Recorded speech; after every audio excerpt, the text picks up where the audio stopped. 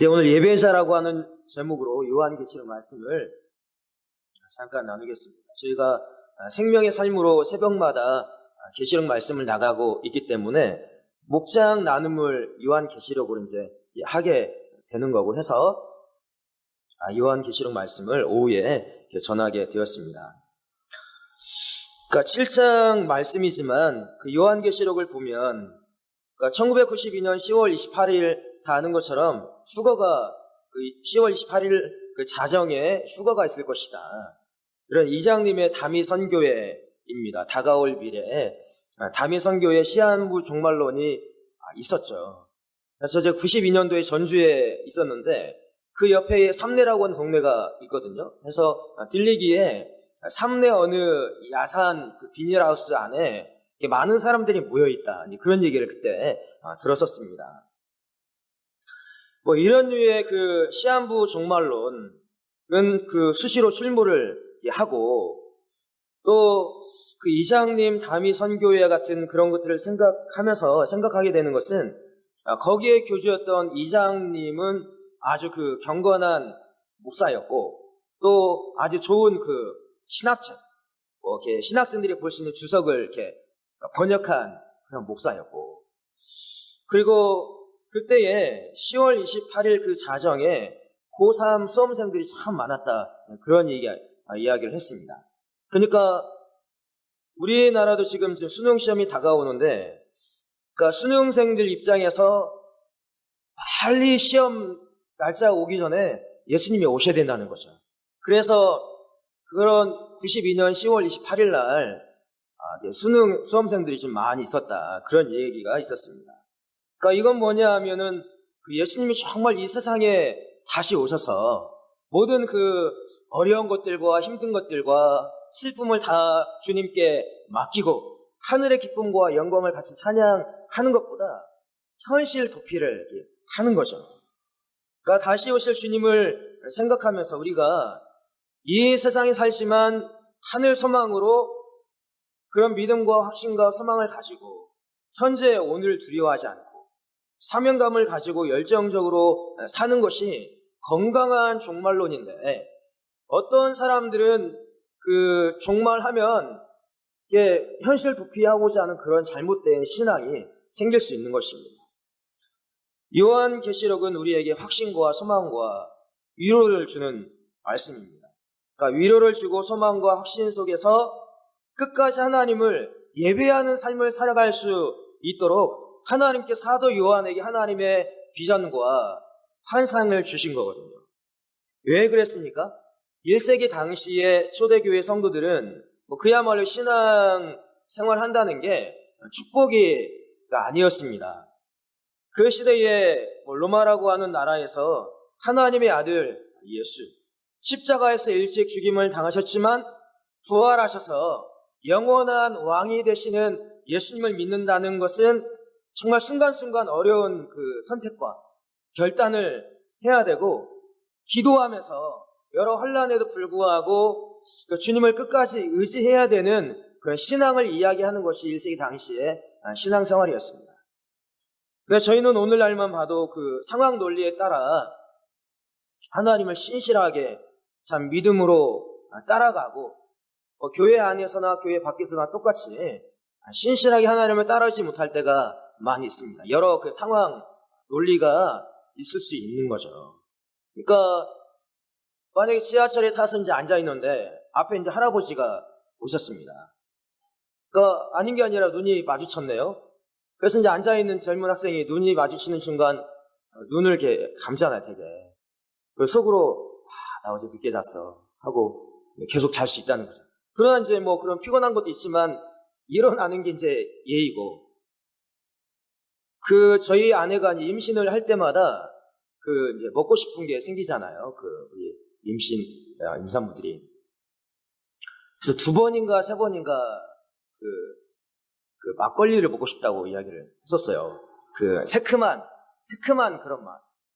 언제 먹길래 막걸리를 먹고 싶다고 한다냐 그런 생각을 했었는데 먹지 않았다고 했는데 최근에 이야기하다가 어렸을 때 이제 그 장인한테 어렸을 때 뭐 막걸리를 이렇게 어렸을 때 먹었다. 맨날 주전자 가지고 다니면서 그런 얘기 있었는데 근데 이제 우스개 반 진담만으로 여보, 내가 이제 목사고 우리 가정은 나실인 가정인데 먹지 말자. 그래서 그냥 뭐 안 먹었죠. 뭐 이거 아무것도 아니나 뭐 사소한 것이지만 뭐 우리의 직장에서나 사회에서나 여러 가지 상황 논리에 의해서 그러니까 술 먹는 게 대수가 아닐 수도 있습니다. 뭐 담배 피는 게 대수가 아닐 수 있거든요. 그러니까 이를테면 그 영국의 가장 그 유명한 설교자인 스펄전 목사님은 그 성경 보면서 주석 보면서 말씀을 준비할 때에 뭐 시가를 이렇게 물면서 말씀을 준비한 거고, 또 지금도 위대한 그 성경 신학자들도 뭐 영국 사람들은 담배를 피고 그런 게 있는 거죠. 그러나 우리나라에 복음이 들어올 때에 여러 어떤 그 상황적인 맥락이 있는 거죠. 저는 술을 먹지 않습니다. 담배를 피지도 않고, 우리나라에 복음이 들어올 때에 복음과 함께 그런 경건한 문화가 들어왔기 때문에 또 나름 그게 사람을 판단하는 기준이 될 때가 있기도 하고 그런 상황이 있죠. 그래서 안 하는 게 훨씬 덕이 되고 뭐 좋은 거죠. 그러나 이제 1세기 당시에 생각할 때 이 사람들은 정말 신실하게 내가 이런 상황에서도 나는 하나님을 예배하는 예배자인가, 아니면 타협해서 그 당시의 환경과 상황에 맞게 믿음을 좀 이렇게 바꿔서 할 것인가, 많은 도전과 결단의 순간이 있었습니다. 그래서 하나님께서 환상을 보는 자 사도 요한에게 하늘 문을 열어서 장래에 있을 하나님 나라의 비전과 소망과 위로와 우리가 장래에 하나님 앞에서 무엇을 할 것이냐, 그래서 이리로 올라와라 해서 하늘 문을 여시고 우리가 나중에 하나님 앞에서 무엇을 하고 하나님께 어떤 찬양과 경배를 드릴 것인가, 또 하나님은 나에게 어떤 위로와 어떤 그 칭찬과 상급을 줄 것인가, 하늘 문을 열어서 보여주는 것입니다. 그러니까 프리뷰하는 거죠. 예고해 주는 겁니다. 하나님의 아들 예수가 이 세상에서 모든 것이 되시고 구원하시는 분이심을 알게 하고 주님을 예배하는 삶이 진짜 복된 삶이고 우리의 특권이고 하늘의 상급이라는 것을 이야기를 해주는 것입니다. 지금 그런 종말이 오고 있다, 그런 말씀을 하는 겁니다. 그래서 오늘 16절과 17절에 있는 것처럼 다시는 너희가 줄이지 않고 목마르지도 않으며 해나 아무 뜨거운 기온에도 상하지 않고 선한 목자가 되시는 어린 양 예수가 우리를 생명샘으로 인도하신다는 소망과 믿음을 주고 있습니다. 그러니까 새하늘과 새 땅, 영원한 하나님 나라에 대한 소망을 가지고 그런 소망을 가질 수 있도록 다양한 상징들, 이미지들을 통해서 프리뷰하는 것입니다. 너희가 갈 하나님 나라가 어떤 곳인가? 하나님이 지금 어떻게 우리를 바라보고 계신가? 우리가 장래에 죽어서 가게 된 하나님 나라가 어떤 소망과 영광과 또 감사가 있는 나라인가 보여주는 것입니다. 그런데 그 계시록에 대해서 그런 우리가 위로와 소망을 갖기보다 반대의 느낌을 많이 가질 때가 있는 것입니다. 뭐 종말, 대재앙, 또 14만 4천, 666 짐승의 표를 받는 자, 하늘에서 별이 떨어지고 용불 달린 짐승, 또 아마겟돈, 최후의 전쟁, 휴거, 최근에 막 엄청 많이 팔렸던 레프트 비하인드, 그런 책들.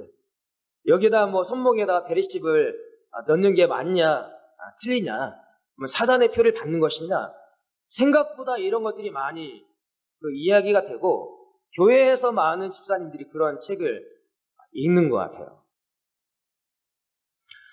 그래서 그런 생각을 하면서 괜히 이제 공포심이 들고, 진짜 이 세상이 어떻게 되는 것 같은 두려움에 빠지면서 나에게 주어진 삶과 나에게 주어진 사명을 더 하나님 앞에 기도하며 감당하는 것보다 그냥 그 두려운 것을 바라보면서 걱정하고 난 휴거 될 것인가?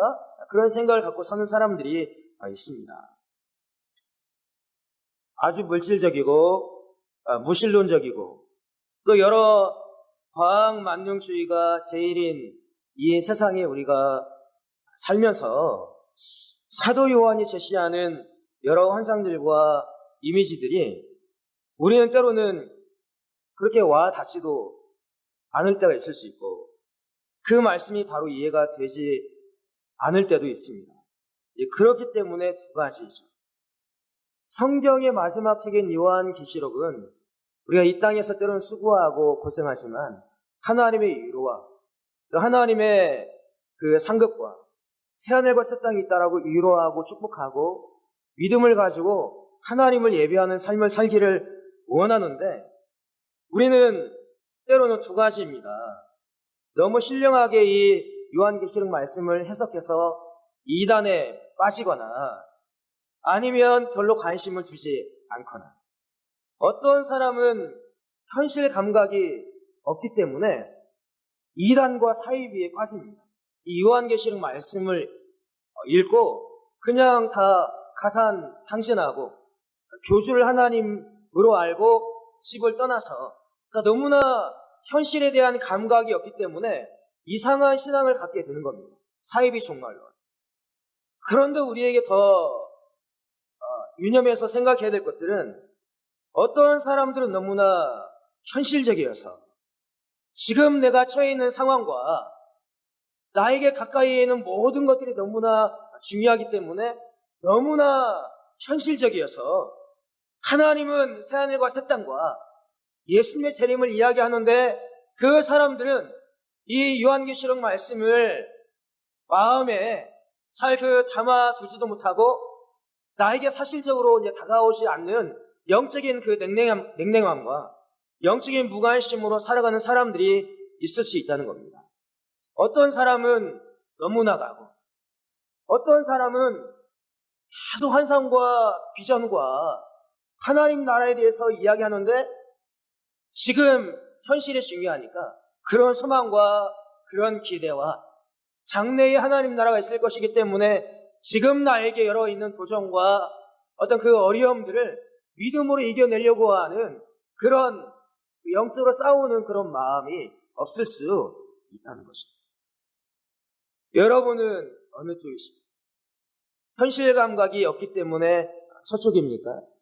아니면 너무나 현실에 많은 문제가 있기 때문에 무관심과 좀 냉랭하게 이 성경의 마지막 책과 소망을 저만치 두고 이렇게 살아가고 계십니다. 오늘 말씀은 7장에서 그 후반부인데 우리 9절과 10절 말씀을 같이 읽겠습니다. 시작.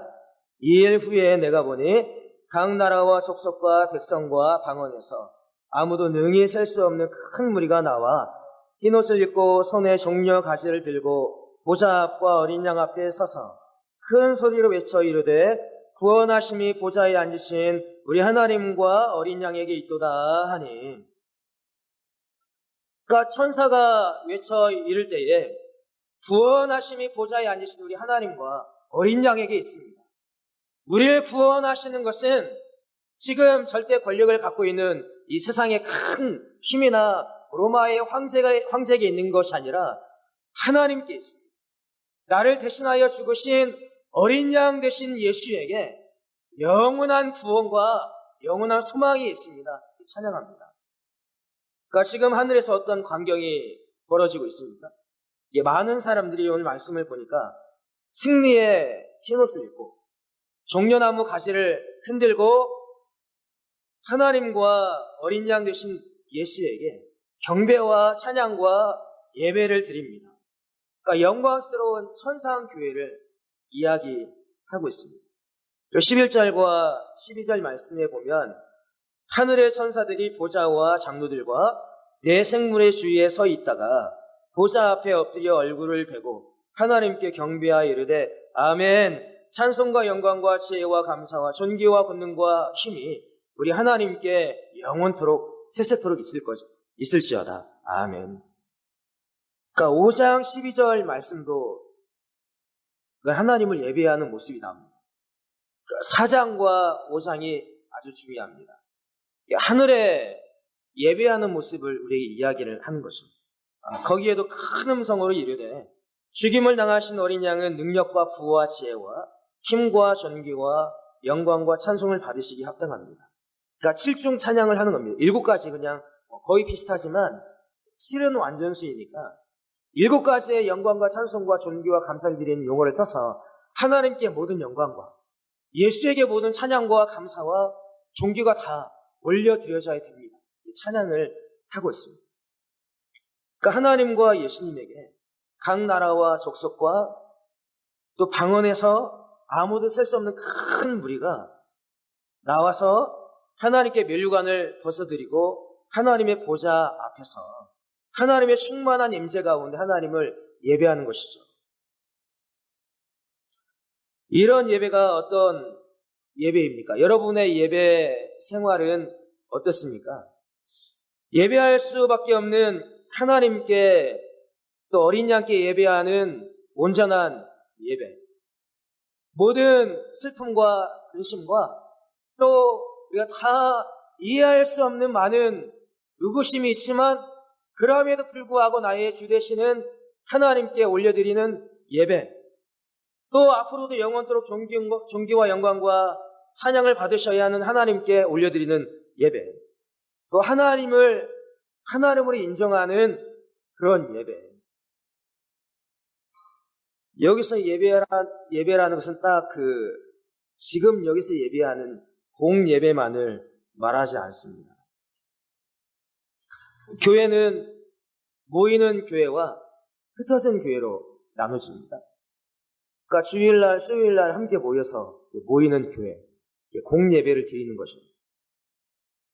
그러니까 세상에 살다가 여러 어려움과 시험과 그런 도전이 있으니까 모여야 우리가 함께 모여야 하나님의 은혜가 있고 하나님의 임재 앞에 나가고 우리의 정체성과 우리의 신분이 무엇인가 다시 한번 생각하고 세상에 나갑니다. 그러니까 모이는 교회와 흩어지는 교회가 있는 거죠. 근데 모이는 것은 모여서 함께 교제하고 예배드리는데 흩어지는 교회에 사명이 없으면 아무런 의미가 없는 것입니다. 우리끼리 모여서 찬양하고 우리끼리 모여서 소풍 가고 우리끼리 모여서 예배하는데 모이는 교회만 있지 흩어지는 교회가 없으면 이 세상에 아무런 사명을 감당할 수 없는 반쪽짜리 예배와 반쪽짜리 신앙이 되는 것입니다. 그러니까 나는 이 세상에서 참다운 예배자로 살고 있느냐? 나는 정말 하나님을 모여서 예배할 뿐만 아니라 정말 그 세상에서 무신론적인 세상에서 우리가 주일날 교회에 나가서 집에만 있어도 아니면 회사에 나가서 안 믿는 사람들과 어울려 살다 보면 우리의 마음이 냉랭해지는 겁니다. 왜냐하면 다 하나님을 믿지 않고 돈 벌기 위해서 바쁘고 다 그렇게 살기 때문에 우리가 예배하지 않고 내 심령이 하나님의 말씀으로 막 달궈지지 않으면 이 세상에 나가면 무신론이잖아요. 하나님을 고백하거나 하나님을 찬양하는 그런 분위기가 없기 때문에 나도 그 가운데 내 마음이 함께 냉랭해질 수밖에 없는 겁니다. 그렇기 때문에 모여서 예배하고 하나님을 찬양하고 하나님의 임재 앞에 나가고 또 거기에서 머무르는 것이 아니라 다시 세상에 흩어지는 교회로 나가서 선교적인 삶을 살고 증인의 삶을 살고 우리가 예배하는 예배자의 삶을 살아야 되는 것입니다. 그러면 오늘 합당한 찬양과 영광을 하나님과 어린 양에게 드리는데 어떤 사람이 이런 예배를 드릴 수 있습니까? 7장 9절과 13절에서는 하늘에서 구원하신 하나님과 승리하신 하나님께 경배와 찬양을 드리는데 어떤 사람이 하나님을 그렇게 예배할 수 있냐면 7장 1절부터 8절까지 보면 3절과 4절 많이 졸려하시니까 3절과 4절 우리 같이 읽겠습니다. 시작. 이르되 우리가 우리 하나님의 종들의 이마에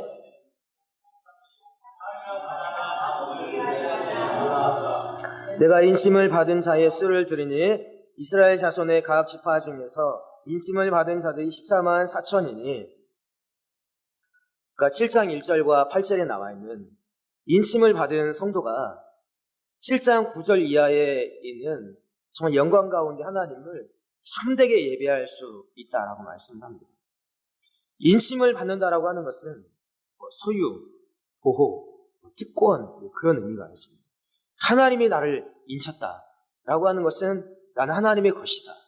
하나님이 끝까지 보호하신다. 14만 4천명 그런 어떤 의미가 있습니다. 그러니까 성경에 보면 6월절에 그 문지방과 거기다가 피를 바른 것도 하나님께서 보호하신다라고 하는 인을 친 거고, 또 자기 동생 아벨을 죽였던 가인도 막 무서워하니까 하나님이 표를 주지 않습니까? 그것도 하나님께서 생명을 지키신다라고 하는 표이고, 신명기 6장 8절 말씀에 보면 너는 또 그것을 토라 말씀을 내 손목에 메고 기호를 삼고 내 미간에 붙여서 내 표를 삼아라.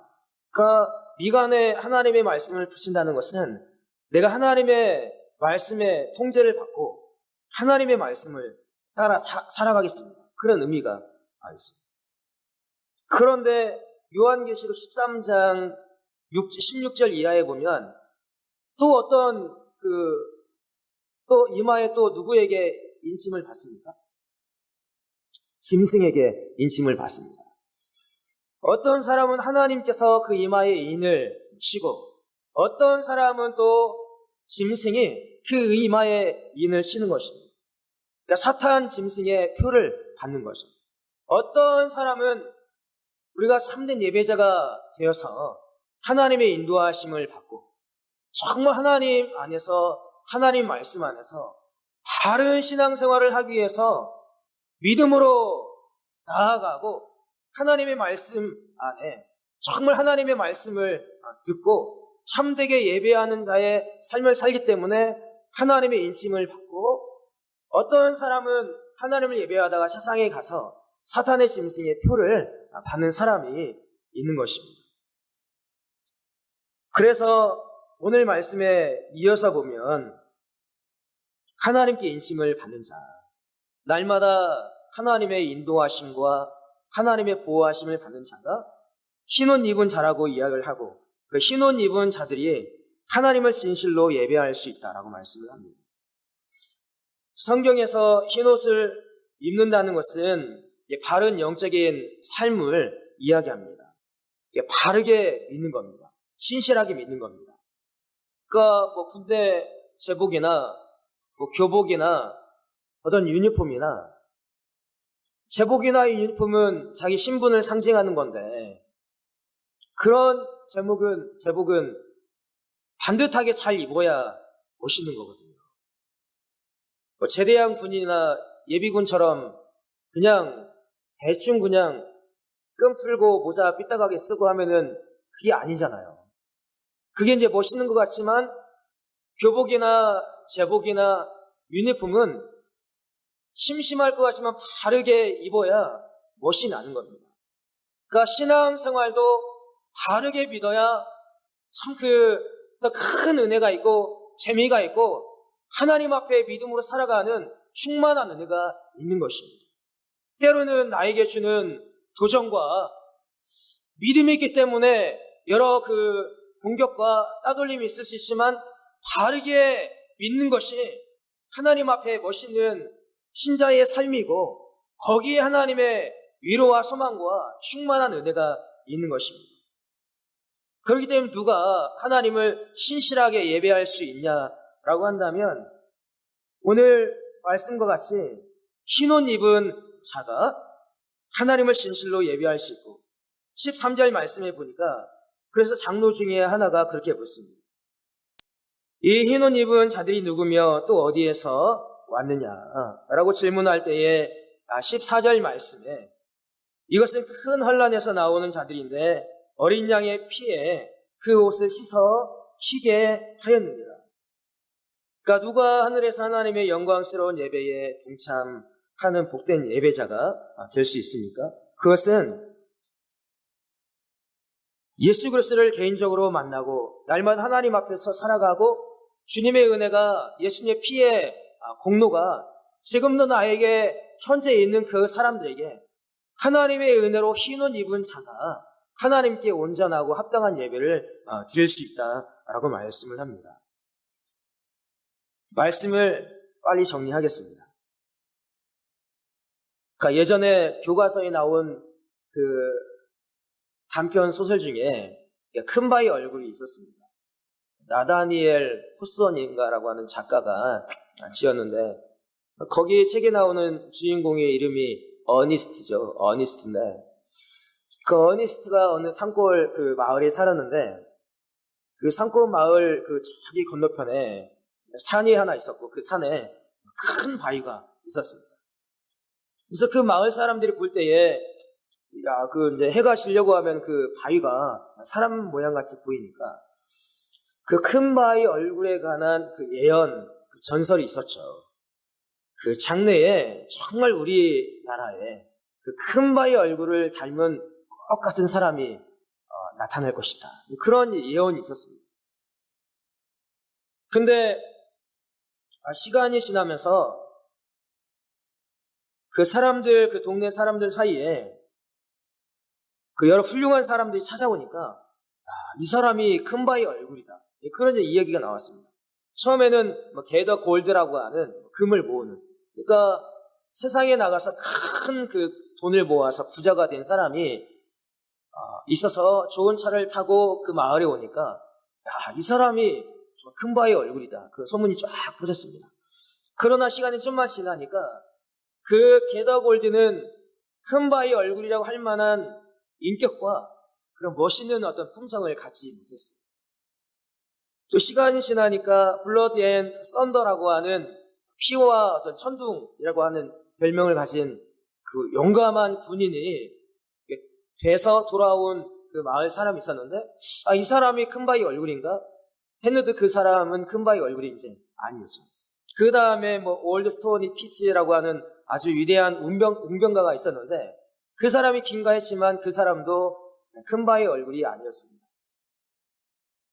근데 어느 날 어떤 시인이 그 마을에 와서 시간이 지난 다음에 그 골짜기 마을에서 오랫동안 살면서 정직하고 소박하고 평범하지만 큰 바위 얼굴을 닮아서 정말 이렇게 훌륭하게 살려고 했던 어니스트가 있었는데, 그 시인이 이야기하면서 어니스트를 바라볼 때에 바로 이 어니스트가 이 마을에서 오랫동안 내려왔던 그 예언에 합당한 그 큰 바위 얼굴이다 라고 하는 평가를 하면서 이 어니스트가 결국에는 큰 바위 얼굴로 이제 판명이 났습니다.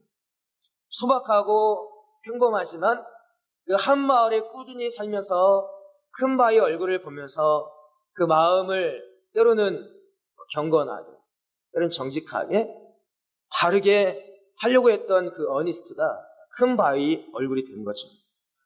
그러니까 예배자라고 하는 이 말씀을 생각하면서, 그러니까 예배자는 하나님을 닮아가는 사람이 참된 예배자입니다. 갈라디아서 6장에 보면 바울이 마지막에 이런 고백을 합니다.